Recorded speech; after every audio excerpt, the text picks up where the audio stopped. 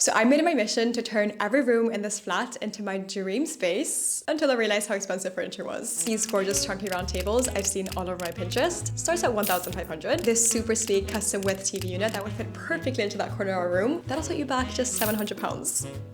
I'm 22, I rent, and my budget does not have the capacity for that, but I've come up with a plan to make my dream designer furniture for cheap, and I will not stop until my living room looks like my Pinterest board. So we have no time to waste, let's get started. So a few days ago, I was scrolling around on Gumtree, and look what I found. That is literally the exact table I've been looking for, being given away for free. Like, what is going on? Yes, it is dark green, and yes, it definitely has some scratches and indents, but I'm pretty sure that with a little makeover, we can turn this table into my dream table. And guess what? It is being delivered to my door in an hour.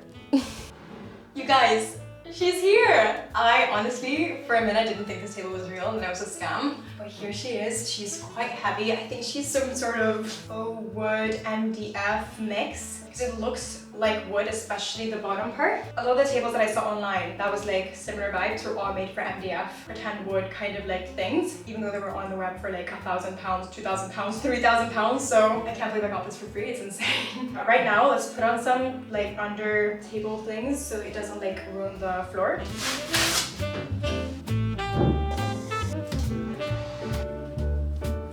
So the next and very important step is that we're going to be cleaning this. This is a secondhand product. It was coming from a garage, I think. It's been standing outside, so I saw some spider webs on it. Yep, they're still there. Oh, there's more spider webs. I hate them. Yeah, that's all. It's like a puzzle. How's everything in this small living room at once? I am so happy with how the table is looking in the space. It already just fits the space so much better than the previous table. And I feel like the green in the room actually looks really nice. Like, I don't mind at all. However, the only thing keeping me from leaving this table as is are these scratches. Some of them are quite deep and they're like all around the table. So I definitely need to go in with a wood filler. And because I need to go in with a wood filler and obviously sand this whole table down, I'm not able to keep that color that is already here. So I'm gonna keep it green. However, I'm gonna look at a few different options tomorrow and kind of see what I think fits the table better. So walk over to Leyland's to do the big purchase that I need for this table DIY. I need wood filler, I need paintbrushes, I need sanding paper, maybe even a sander, like a professional electric sander. We'll see when I get there what they have.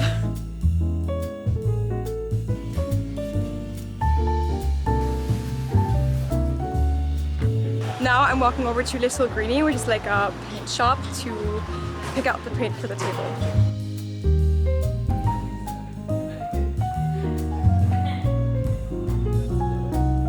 So I was super convinced with this kind of green when I came in here. But having been here now for a little while and spoken to people, I think this one is the one we're gonna go with. It's like a lighter aquamarine mid is what it's called, and it's like a much lighter green. If you look at it with a white wall, it really stands out, and I think it's the perfect color for our flat. It's light, it's not too dark. I think it's gonna work really well.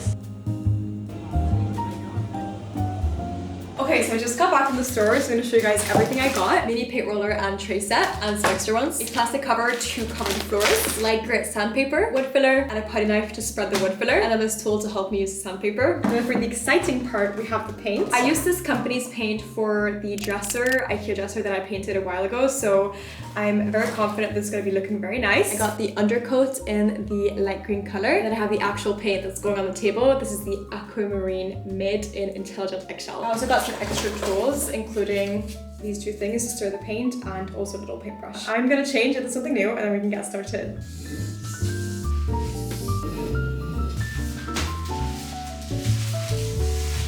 I totally forgot, but we need to wood fill first before we sand. So basically you fill in all the gaps and stuff with wood filler, let it dry, and then you go back in with sanding and sand down the holes you filled with wood filler basically.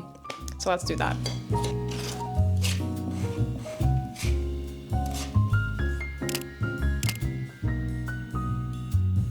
I have my mask on. It's officially time to sand.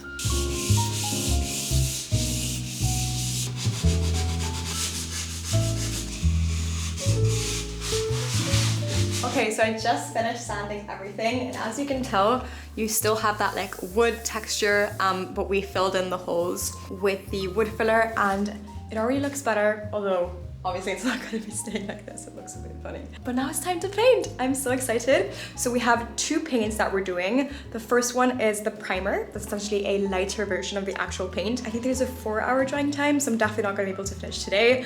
But yeah, let's get to painting. Okay, moment of truth. Look at that color.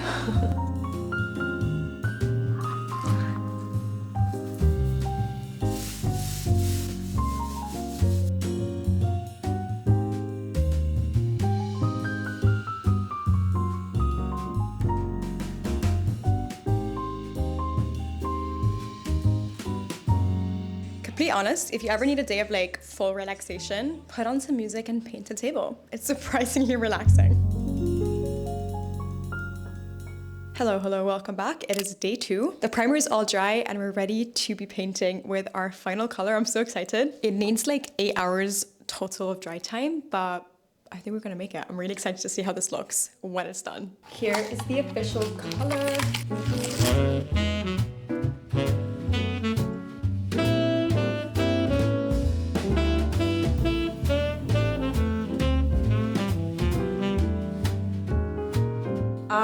So I made a mistake. When I was at the store yesterday, I looked at the colors on the wall, as you guys saw, and the green looked very vibrant and very colorful. However, having painted it now on my table, it just looks white. And the reason is the light in my flat, first of all, London is super gloomy, so the light, like that blue harsh light, is there every single day. But also my flat doesn't get a lot of light because we're facing like a tall building next to us. So we have sunlight, but it's not like direct sunlight, or at least only for like an hour a day. So I really want a pop of color in the living room and not like a light color that you can barely see like this. So I'm gonna go back into the store and get a darker green, more vibrant green color. This is the normal aquamarine and this is the aquamarine deep. I don't know if this is gonna be too dark or like too powerful, or if this is gonna be enough.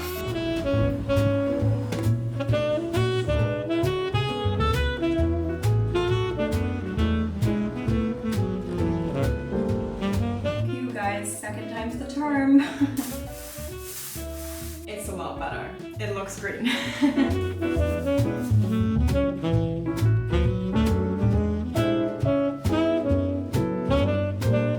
Okay, so I just changed out of my painting clothes. This needs to dry for 4 hours, so I think it's due time that we start with the next project of this makeover, which is the TV unit. So this is our current TV unit setup situation. I think it's fair to say that it's completely packed with stuff, and there's even stuff on the floor because this isn't actually a TV unit. This is a sideboard that we brought from our previous flat and then ended up using in this flat as our TV unit because we didn't have anything else. Now, as you saw in my intro, I've seen these amazing custom-sized designer TV units that would look so good in my living room. And I tried searching secondhand, new, online, in person, and I haven't found a single piece that would fit this super awkward space between our radiator and this little corner of our wall over here until I found my solution.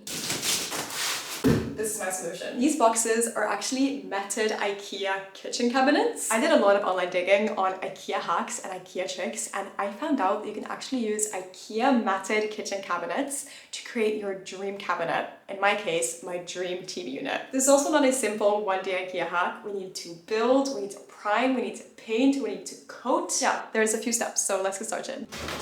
Let's build this thing. I learned one thing since the last time I installed my IKEA bed, and it's that you should flip through the entire instructions before starting anything. What's next? Great! We have a box!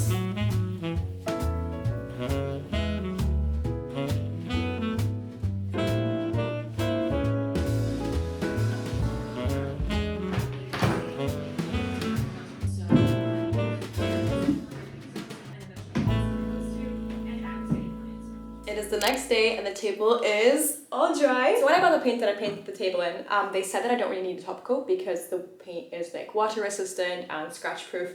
However, I tried using the table, like I tried scratching it and I tried stroking across it, and I realized that like, yes, it is, but for a surface like a table that you use so often and you bump stuff into, you accidentally scratch it, you really need something that's like a lot more durable than just the paint. So I got a top coat this morning. This is the Rock Top Multi-Surface Clear Coat in satin finish.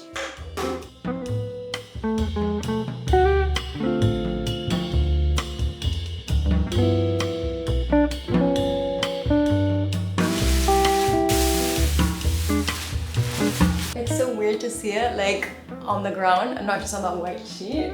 It looks so good.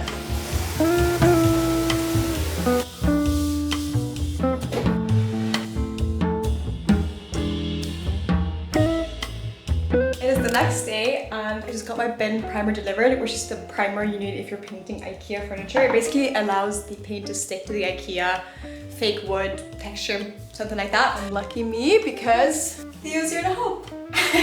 So the plan is to 1 wood fill, 2 sand, 3 prime with the new primer, and then 4 start painting.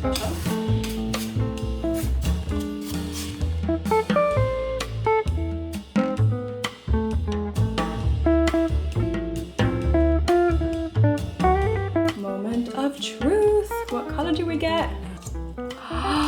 Look, it's beautiful. Are you excited? Very excited. Okay, let's paint.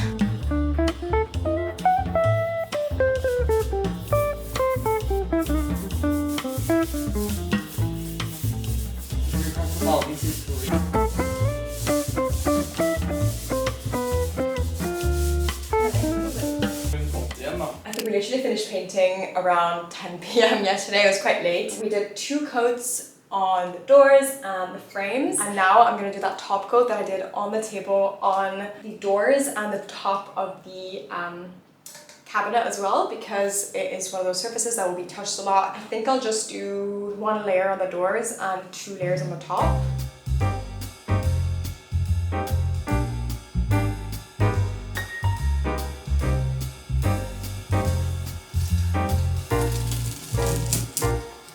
Now, as these IKEA pieces are all different like frames, we need to connect them. And what IKEA said you should do is you should drill a hole here to connect these. Here, there, there, and there. So I got my handy drill that I got for 40 pounds. And now we're gonna try to drill some holes for the first time ever. Wish us luck.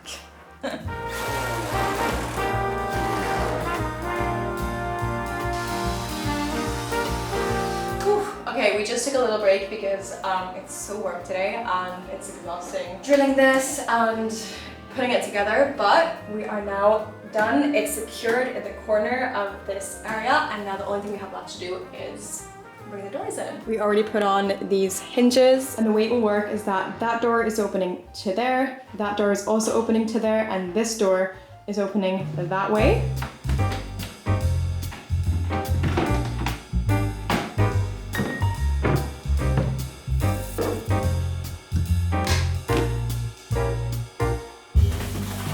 Not done just yet, because look at what I just got delivered. That is one giant painting. So the painting that we have over there looked amazing in the previous flat, but I think in this flat we need a big art piece that also fits the new TV stand, that fits the new table, that fits the chairs. So yeah, I got a giant new print and frame that's a lot bigger than what's currently there. Let's unbox it. Looks like pizza delivery. The biggest pizza delivery ever.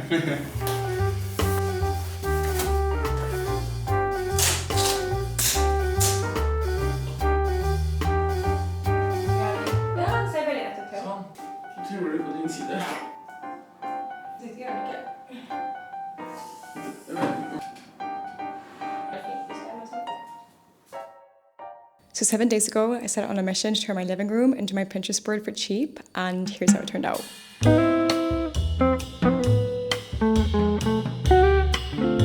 I'm not gonna lie, it has honestly been 6 full days of blood, sweat, and tears night and day, but I managed to turn my living room from this into this for a total of £450. And considering the pieces I made over were 2 massive furniture pieces, I am very happy with that number. I also want to give a huge shout out to the individuals, the designers, and the stores that inspired these furniture makeovers. HK Living, Gustav Westman, Tulko, and Helsingo. Honestly, you guys, these are amazing brands. Definitely check them out. If anything, this video is just a tribute to these designers because I'm obsessed with them and I love everything that they do. My living room is looking so much better, but we're still missing a few things like curtains and blinds and also some evening light situation. I do want to bring in some more light in this room, so make sure to subscribe to not miss out on the next living room makeover video, and I'll see you then. Bye!